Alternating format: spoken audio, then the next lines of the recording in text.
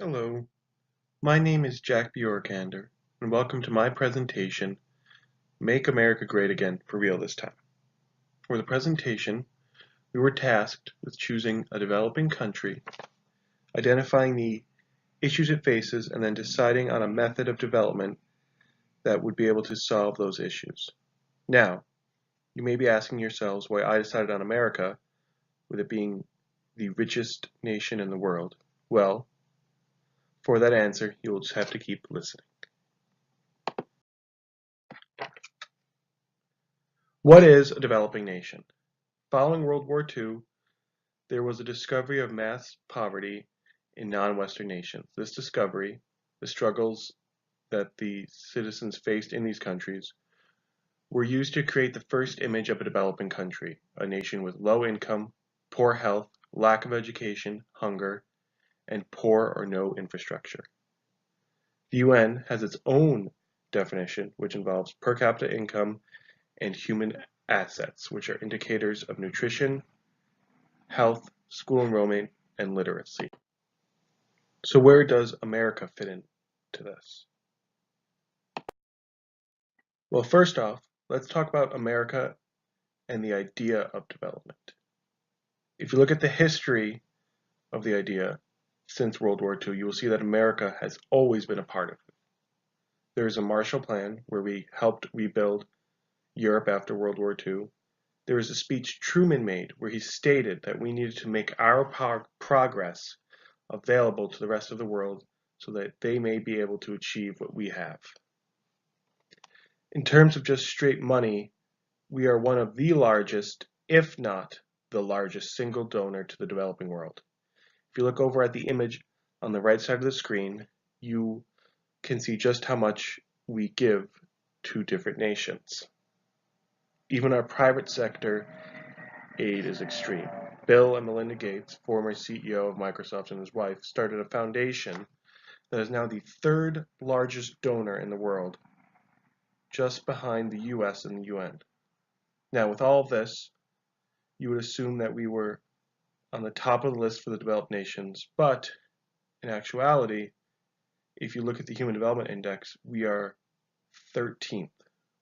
So, what are our problem areas and how can we fix them? So, poverty is a pervasive human condition of being unable to obtain or provide a standard level of food, water, and or shelter. It exists in every country in varying degrees, and it is unlikely to disappear anytime soon. The United States is considered the richest country in the world, and yet millions of residents live in poverty. According to the U.S. Census Bureau, 2011's current population report, 46.2 million Americans are considered impoverished, which is 15% of the country's population. Approximately 16.4 million American children, or 22% of the population younger than 18, live in poverty, and the rate for people 65 and older is 8.7%. Now, in the late 1950s, the poverty rate was approximately 22%, with just shy of 40 million Americans living in poverty. The rate declined steadily, reaching a low of 11.1% in 1973 and rising to a high of nearly 15% three times in 1983, 93, and 2011. However, the current level of 46.2 million Americans in poverty in 2011 is the most ever recorded. If you look at the graph on the right side of the screen, it shows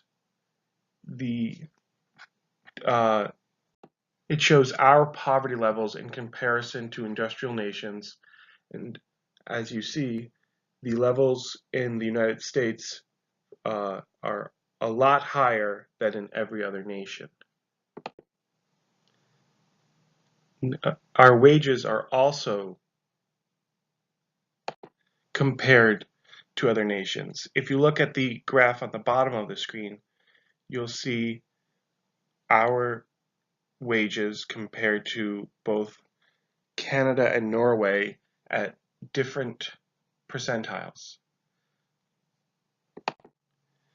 Now, not only are they low, but they're also stagnant.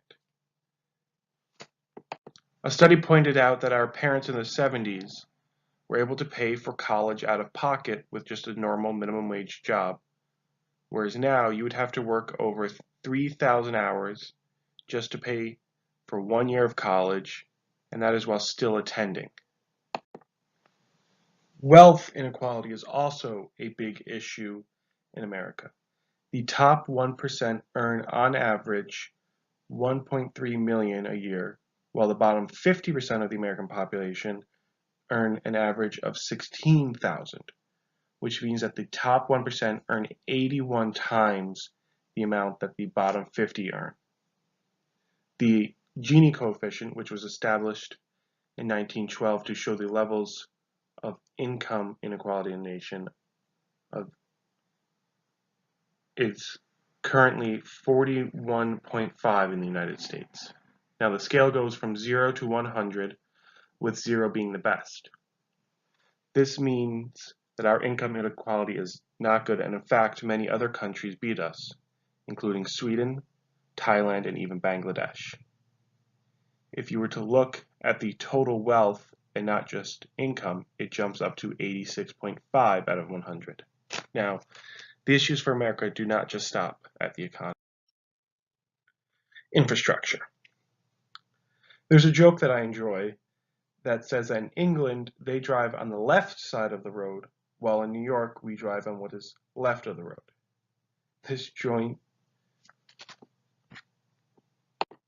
This joke points to the fact that the United States infrastructure is slowly crumbling and in desperate need of repair. A current statistic points out that our infrastructure system needs a $3.6 trillion investment over the next 6 years. Now think about this. In New York City, the development of the 2nd Avenue subway line was first delayed by the outbreak of World War II and is still not finished. In South Dakota, Alaska, and Pennsylvania, water is still transported via century-old wooden pipes. Some 45% of Americans lack access to public transport. Large portions of U.S. wastewater capacity are more than half a century old, and in Detroit, some of the sewer lines date back to the mid-19th century. Another statistic points out that over 66,000 bridges are structurally deficient.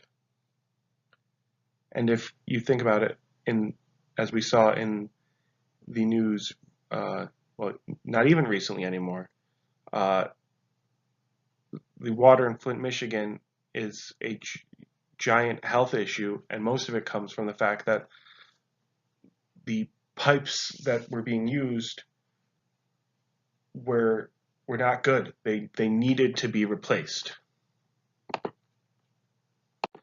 High-speed transportation, which is critical to improving a country's economy and boosting productivity, is really lacking across the U.S. While plans are in works, they are several years away, and just recently California scrapped their plans for building a high-speed train from LA to San Francisco.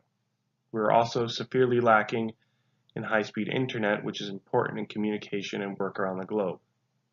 Now, there is currently talks within Congress of an infrastructure bill that would give $2 trillion towards fixing bridges and dealing with high-speed transportation and internet, but it's still currently just in talks, and many do not believe that it will go anywhere. Health. Rolling Stone recently published an article that stated the U.S. is the only developed country that does not guarantee health care to its citizens. Even after the Affordable Care Act, millions of poor Americans still remain uninsured. Also, America is unique among developed countries in that tens of thousands of poor people die because they lack health insurance, even while we spend more than twice of our GDP compared to other nations within the Organization for Economic Cooperation and Development, which is a collection of rich world countries. The US spends about 3 times as much per capita on healthcare expenditures than other countries. The US also leads wealthy countries in preventable deaths. In 2013, 112 out of every 100,000 Americans under 75 died from complications or conditions that could have been avoided with better health care. Almost 50 million Americans are without insurance, creating a burden on hospital emergency rooms and forcing people who need services into deep debt. They found that the health of those in the US still trails behind that of people in developed countries around the world. A recent study found that when asked if they had 2 or more chronic health conditions, 28% of US participants said they did, more than in any other country. And also, they were among the most likely to say that their health affected their ability to work full-time or perform daily activities. People in the US also reported more problems affording health care than in any other country. 33% said that they had a cost-related access problem to medical care within the past year. Now, how does the US compare to their peers around the world in education? Well, the United States students continue to rank around the middle of the pack and behind many other advanced nations. The most recent PISA results from 2015 placed the US an unimpressive 38th out of 71 countries in math and 24th in science. And among the 35 members of the Organization for Economic Cooperation and Development, which sponsors the PISA initiative, the US ranked 30th in math and 19th in science. The US education system is also plagued with structural racial biases. In America, schools are funded at the local rather than the national level, which means that schools that are attended by poor people and people of color get far less funding than the schools attended by the wealthier students. If you look at the image on the right side of the screen, you can see some of the issues that children of color or low income status face just in their daily life when it comes to education. The Department of Education has confirmed that schools with high concentrations of poor students have lower levels of funding. America has one of the highest achievement gaps between high-income and low-income students as measured by the OECD. Schools today are actually more racially segregated than they were in the 1970s. Our higher education system is unique among developed nations in that it is funded almost entirely privately by debt. I pointed out earlier that just to afford college, currently you would have to work over 3,000 hours. So in most cases, students take out loans and all of that debt builds up. Now in most other OECD countries, you can expect about 70% of your college tuition to be publicly funded, while in the United States it's only 40%. And that's one reason the US has the highest tuition costs of any country. The price of college tuition is becoming harder and harder for Americans to afford, and collectively we now hold more than $1.3 trillion in student loan debt. So, is there a solution? Well, I think we can still fix America. My first thought was Keynesian economics. You may be asking yourself what that is. Well, let me point out that if we were to follow the rules of Keynesian economics, then it would not be our first brush with it. The idea behind it is priming the pump, or the government helping the economy by putting more money out there. Perfect example is the New Deal, where FDR put public works projects out there, built schools, created jobs, all with government money. There is a statistic that shows that during the time of the New Deal, America actually spent more money than in every year before it combined. The idea behind it is deficit spending, where you spend more money than you take in and use it on services for the public like infrastructure so that you can create jobs and help restart the economy. The other side of Keynesian economics deals with interest rates. What the government does is lower theirs so that private banks will lower theirs, and hopefully the public takes advantage and decides to start borrowing more money and spending it on things like machines and invest it, also creating more jobs.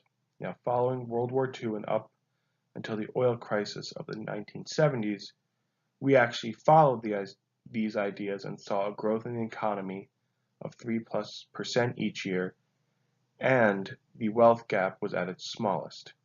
However, following the oil crisis, the economy got worse. People blamed Keynesian economics, and we got rid of it. My solution would be to go back to that system, which we know works, and to actually take it one step further and follow Europe's model of Keynesian social democracy and allow for free healthcare and free school as well. With this idea, we will be able to help solve all four of the major issue areas I have pointed out in the presentation. So, now, I do not think that Keynesian economics alone will do it.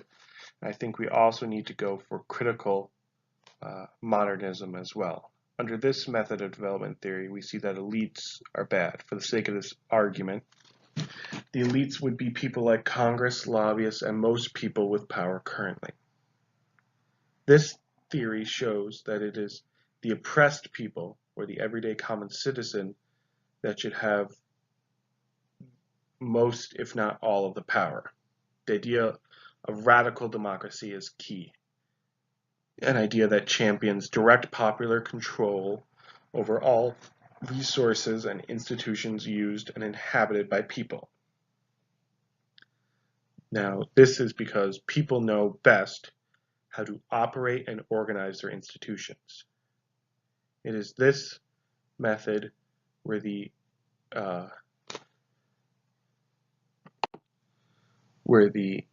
actors I point out later really come in. Another important point of this is the need for evidence and not just faith.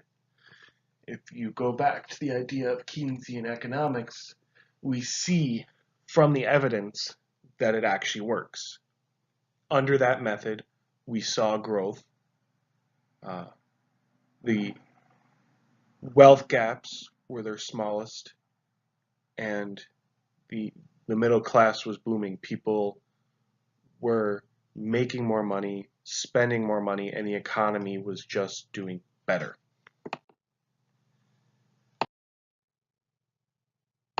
Now, for this presentation, I have identified 3 actors that I see to be key in the solution. The most important of them is people.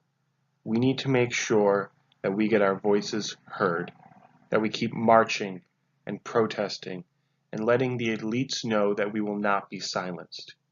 We need to write to our congressmen, our senators, and tell them that we demand that they invest more money in infrastructure, that they give us free health care so that we aren't afraid to go to the doctor. Our biggest tool is also voting. We need to let them know that if they're not going to help us, then we will vote them out. The next actor is Congress. These are the people that write and pass our laws. They are the key to fixing the issues. They can decide to end the Electoral College, an antiquated idea that has allowed the most recent presidential election to go to a man that did not get the most votes. With this solution, we would have power in the hands of the citizens. Congress can also write and pass laws that would give us free health care, education, and help fix the infrastructure issues. The last actor that I identified would be the current presidential candidates. An example being Elizabeth Warren, who said that we do not need to throw out our current system, we just need to fix it to go back to what we had before. She was talking about capitalism, pointing out that we can put more regulations in place that can help fix the gaps in income and wealth. That we can make sure the 1% is paying their fair share in taxes so that we can have programs giving us free healthcare, education, and fix the infrastructure so that the government can invest like they did under Keynesian economics. Now, Elizabeth Warren's idea is also right in line with critical modernism, saying that we don't need to throw out our current systems, but rather help shape them so that they can help the poorest among us. Now, the United States is not the best developed nation. We have rampant income inequality and poverty. Our bridges and roads are falling apart. People go without the medicine and care they need because they don't have insurance or their insurance doesn't cover it. Students are saddled with ever-increasing amounts of student debt. And now all this could be solved with just a few tweaks to the system. But will they be solved? Will we go back to an economic system that helped the citizens, that closes income gaps and grows the economy? Will we put more power in the hands of the people and stop just listening to elites? I don't know, but in my opinion, all of those would help. Anyway, I leave you with one last quote. The antidote, as prescribed by Temin, is likely a tough sell in today's political climate. Expanding education, updating infrastructure, forgiving mortgage and student loan debt, and overall working to boost social mobility for all Americans are bound to be seen as too liberal by many policymakers. Until the course is changed, he warns, the middle class will continue to fade and America will remain unsustainably divided. Thank you for listening.